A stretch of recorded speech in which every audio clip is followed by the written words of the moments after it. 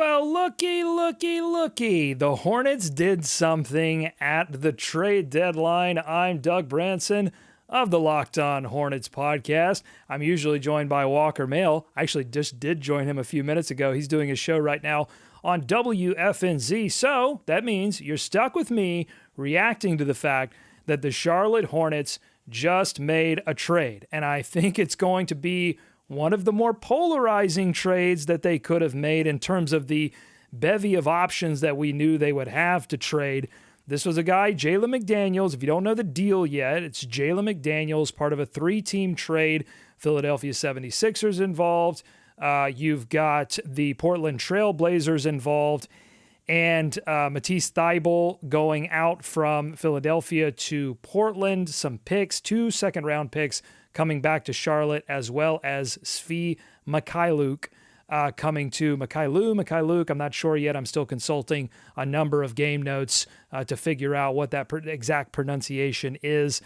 So really what this is going to be me looking at the YouTube chat, seeing what you all think about this, and then kind of talking out for, 10, 15, 20 minutes. We'll just see how long this is going. So Topo, that's what we say when you jump in the chat. Topo, Queen City Hornets says, hey, Topo, Queen City Hornets, EB Camp, waving hi. What's going on? Dalton, hey, what's going on? What's going on is the Hornets just did a thing. Mitch Kupchak did something. I don't know that a lot of people are going to be liking it, but G Saw saying L trade, holy moly. All right, G, give me some info. Disgusting trade, he also says. Give me some info. Why are you upset? Specifically, what is bothering you about this deal? Is it the fact that Mitch Kupchak once again brings back multiple second-round picks? I think people have an idea that Mitch Kupchak loves second-round picks. It's the only thing he deals for.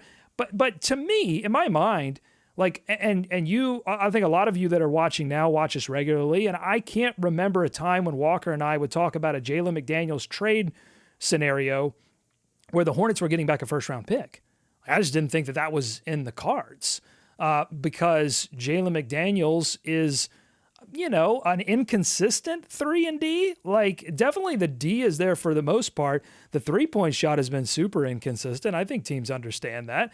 And somebody that I don't know that you could really count on in the fourth quarter has not necessarily been somebody that makes the best decisions at the end of games. And the Hornets had a decision to make in terms of did they want to stake their future on a guy like Jalen McDaniels or maybe a P.J. Washington. So if you're a fan of P.J. Washington, I think you got to feel good about the Hornets' chances of looking to retain him over Jalen McDaniels. All right, the chat's moving fast. I'm going to do my best to keep up with it. Mouse says, but Svi is trash. Well, I don't know if Svi will ever bounce a ball in teal and purple. Let's just kind of get that out of the way. Svi Mykhailiuk is somebody that can knock down threes, has shown at times when he was with OKC that he could do a little bit more. But yeah, this is a guy that's sort of on the fringe, has not played a lot for New York since going there. 13 games, averaged about 3 minutes, not much action. So yeah, I don't think this is about getting Svi back. This was all a pick deal.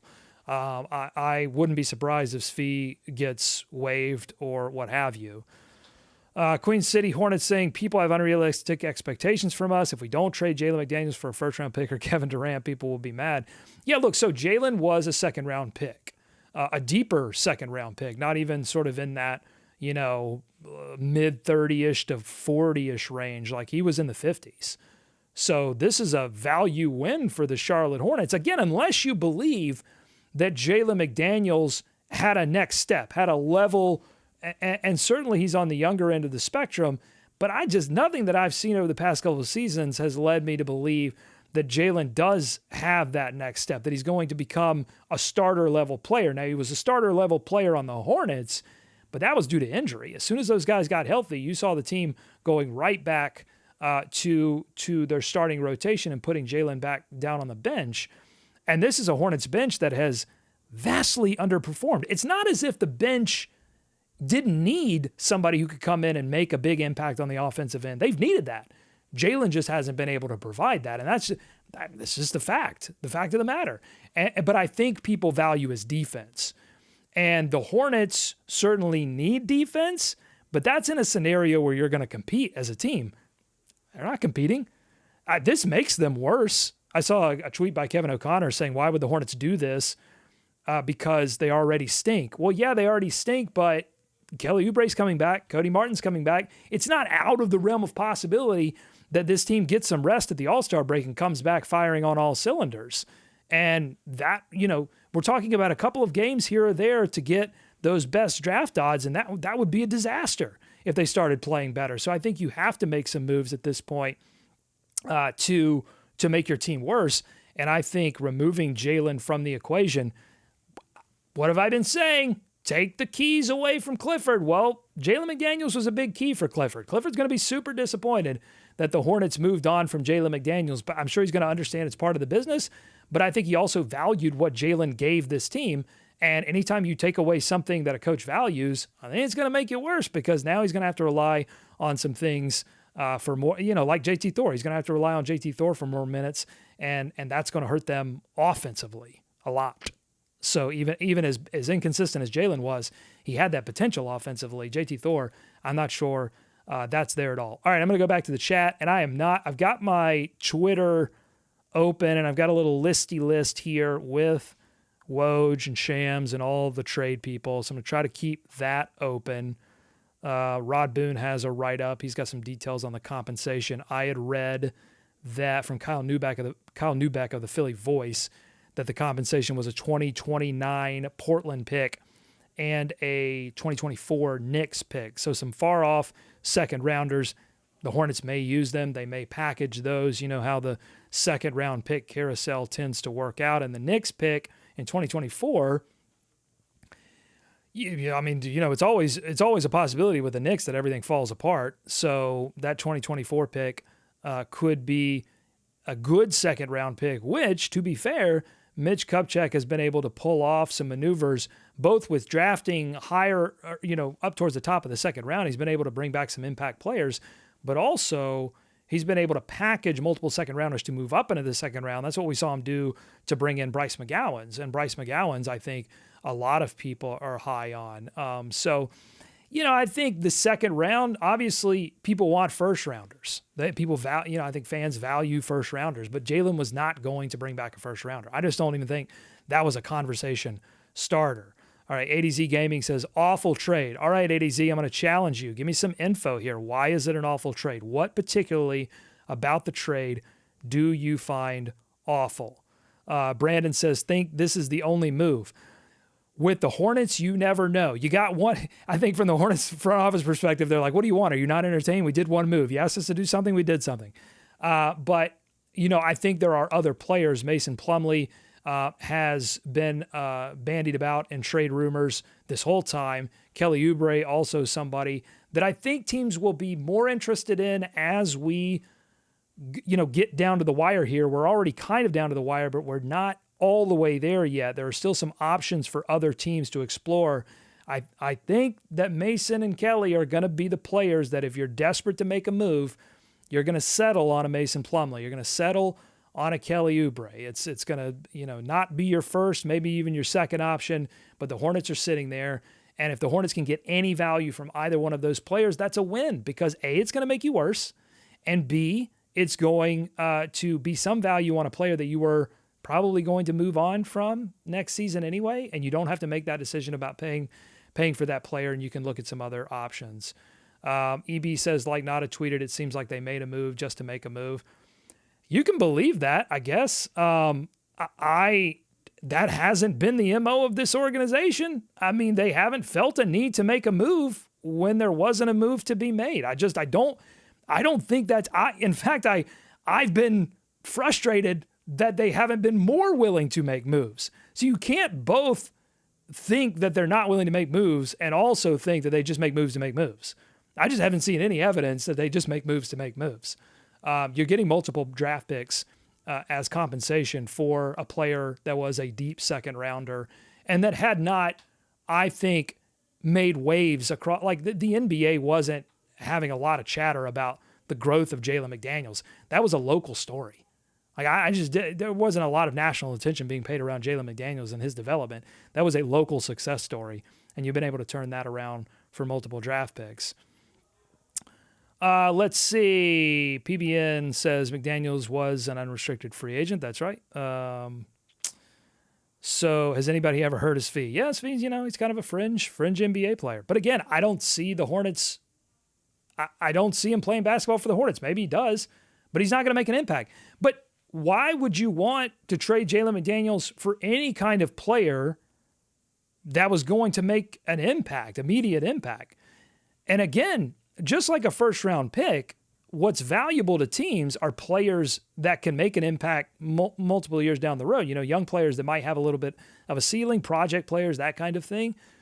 Those are valuable assets. And I don't know that a team was really going to part with that for Jalen McDaniels. But I think people are right to wonder, hey, if this is it, if this is the only move, then this probably still qualifies as disappointing, because I'm not sure how it does make your team worse. Like, being without Jalen McDaniels, threatening the depth of a team that just seems to have a ton of bad luck with injuries, that's going to make your team worse.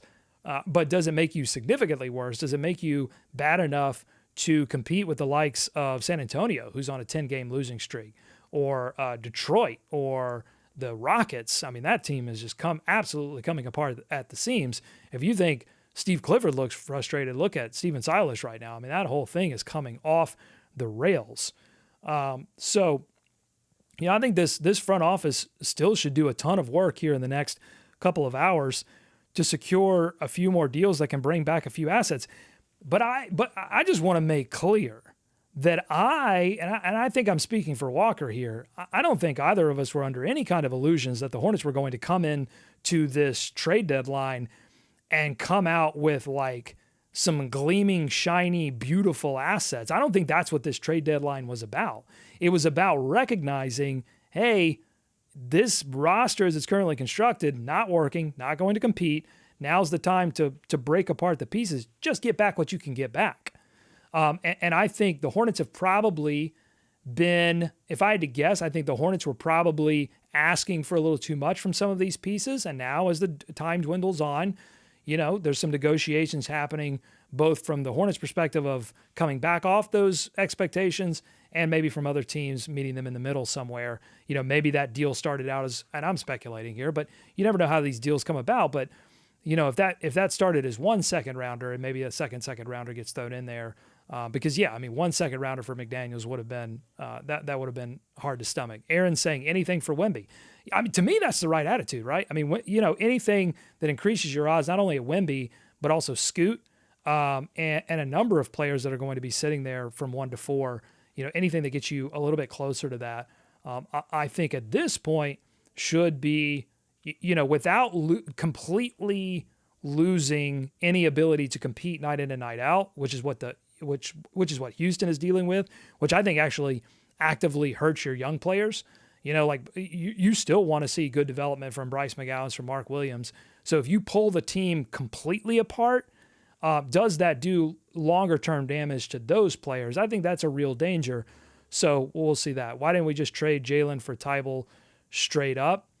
Again, I don't know. I don't know I don't know Charlotte's interest in bringing a guy like Tybal to the organization, if that was the goal. Seemingly, bringing back Svi tells me they weren't interested in bringing back a player. They were interested in getting worse. And Tybal certainly hasn't been able to crack the Philly rotation, but could he make Charlotte better? I mean, he's a good defender. I don't know that that there wasn't some fear there that it actually makes your team better. Hardly Boiled Egg says, would you have taken on Westbrook for Terry and Gordon for the Lakers pick? Yeah, totally. Waive Westbrook. I mean, I think that was always the idea floating around the Hornets and the Lakers talking that deal. If I had to guess, it would have been, the deal didn't happen because of I think two things: the Lakers' reluctance to take on Terry's contract, and the reluctance to give up the first round pick. And they opted to go D'Angelo Russell, who I think they view as significantly more talented than both Terry or Gordon. And so they got the better player. And yeah, they had to give up picks. They had to give up the first round pick. But there you go. So let me double check here on the news feed to make sure that any other deals haven't happened. Mason Plumlee just tweeted out prayer hands. Oh boy, what does that mean?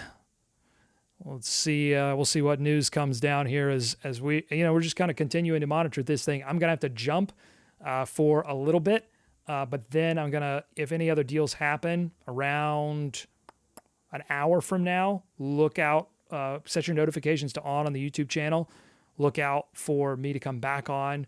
If they don't do anything, gonna be honest, they don't do anything after this, I'm gonna need a moment. I'm gonna need a minute. I might need a day. Friday, maybe I show up, maybe I don't. If I do show up, it'll be with a written statement if they don't do anything after this.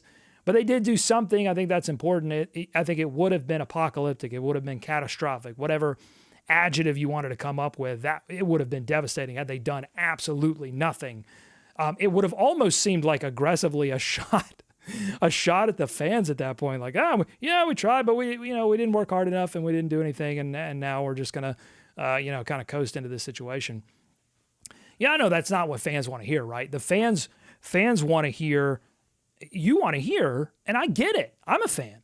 You want to hear like, oh, the Hornets fleeced the other team. But we've seen over the course of this trade deadline that everyone's being smart. Like, teams aren't looking to get fleeced. And I mean, even there have been even defenders of the Utah portion of that 3-team trade. So, I think that GMs are just being a lot more careful. And the thing they have to understand too, the reason why I think that's happening is because you've got the CBA still hanging over everyone's head. They don't know which way the TV deal is going to go. The CBA is hanging over everyone's head. You don't know which way that's going to go. And so I think teams are operating. Yes, they want to be better. They want to compete. They want to get into this playoff race that is wide open right now. But at the same time, they don't want to do long-term damage to their books in case the TV deal or the CBA, either of those things sort of go in the wrong direction. All right, I'm going to scroll and take a few more comments, and then I'm going to shut it down until more news comes out. Hornets.MPEG says, I think Mason Plumlee just got traded. Yeah, I'm refresh. He did tweet prayer hands emoji. So we'll see. They are all practicing right now, so that's kind of an interesting thing. Jalen probably no longer practicing with the Hornets, has probably been pulled at this point.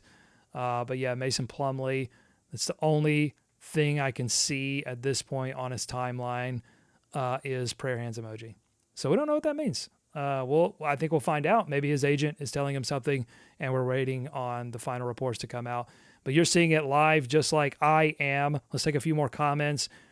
Marco says, how many picks is multiple picks? Right now, the reporting that I'm seeing is 2 picks, 2 second-round picks, 2029 from the Portland Trailblazers and 2024 from the Knicks. But as with a lot of this information, it's a little fluid and, can change sort of on the fly. By the time we roll around to the show tomorrow, I think we're going to have a much clearer picture of what exactly those picks are. But we do, I think, know definitively that they're going to end up with 2 second-round picks. Let's see. Someone said might as well trade for Lonzo. Has to be the right deal. I mean, Lonzo, big contract. Don't know if he's going to step on the floor again. It's kind of the thing. Yeah, the Hornets have been, and I think this is a right move. The Hornets have been pretty. They've been sending up the smoke signals that they're not willing to take back bad money. And we should mention that with the Svi deal too. Like Svi's, you could waive him. There's no money next season for Svi. So that's why I tend to think he's going to be waived and may not play for the Hornets. But you never know. Sharpshooter, the Hornets have been struggling from 3. If there's certainly a case to play Svi every once in a while to knock down some threes. We know he can do that. It's, when you do play him, it's just all the other stuff that you're not getting or he actively hurts you in. Gabriel says, Lakers fan here. The move is good in terms of asset management. I believe the Hornets might have missed their window to move multiple players and free up cap space with Lakers moving Westbrook. Exactly. We talked about that today on the show. All the big deals went away. We're only talking about small deals at this point. So if your expectations are Hornets pull off a big deal and they end up with like a super great asset, so if you think that's the thing, then I don't know. I don't think that's going to happen. All right. Hindu saying, Doug, we got our 2023 second back in this trade. You've been acknowledged. you're right. I'm getting these details. Things are happening. I'm talking into this camera, so I'm talking and typing. Everyone, take a breath, relax, have some fun. It's a trade deadline. It's multiple second round picks. We know that. Okay, Plumlee. We'll have some news on him. I'll be back on here on the live stream in roughly an hour. So turn your notifications on. Thanks for supporting Locked On Hornets. We do this every day. We do this every weekday, Monday through Friday. I'm usually joined by Walker Mail, who's right now talking about this on WFNZ. Support him too. Listen to WFNZ right now. They've got producers and people that look at computers while the people talk on mics, so they probably have better information. But thank you, and I'll be back in a few.